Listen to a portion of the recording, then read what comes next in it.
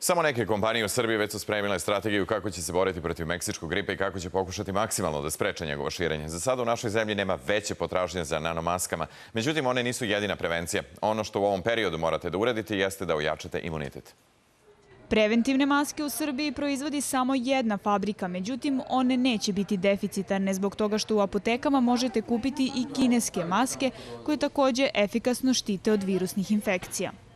U našoj ustanovi, apoteci Beograd i u našoj apoteci 1. maj trenutno ima zaliha nanomaski, mada potražnja za njima nije tako velika kakvu mi očekujemo, zato što se bliži septembar i početak školske godine i samim tim i epidemija meksičkog gripa, a i epidemija sezonskog gripa koji uvek prati septembar i jesen.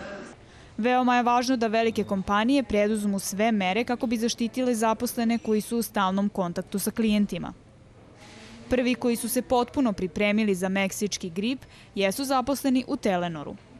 Telenor je naručio 6.000 zaštitnih maski za pre svega svoje zaposlene koji dolaze u kontakt sa velikim brojem ljudi u toku dana. Takođe ćemo uskoro pojačati internu komunikaciju kako bi svi naši zaposleni znali sve činjenice o gripu. Dakle, kakvi su simptomi i šta treba tada, ako ih osete, da preduzmu. A naša ambulanta, koja se inače nalazi u našoj zgradi, je takođe pripravna za slučaj epidemije gripa. U svakom trenutku zaposleni u ovoj kompaniji mogu da se obrate doktorki Sokolović za bilo koji zdravstveni problem. Ona je tu i da bi se sprečilo širenje gripa jer će osobe sa simptomima odmah poslati na lečenje i dodatne analize. Ambulanta posluje u okviru Zavoda za zdravstvenu zaštitu radnika Železnice Srbije. Mi imamo našu laboratoriju u vreme kad su epidemije, kad postoji povećano obolevanje pacijenata. Mi jednom nedeljno imamo ekipu iz laboratorije koja dolazi i uzima uzorke krvi i urina za zaposlene. Ukoliko bude trebalo, ukoliko dođe do pojave epidemije od ovog novog gripa, onda ćemo sve podrediti naravno tome da pacijenti dobiju kompletnu uslugu.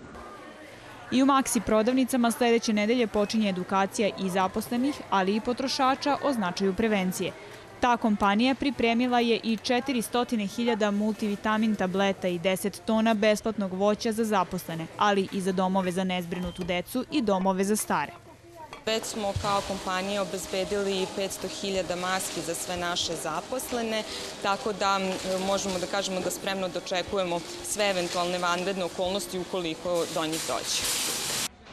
Da ne biste stajali u redu u apoteci i čekali da kupite lekove, poslušajte savete i primenjujte prevenciju.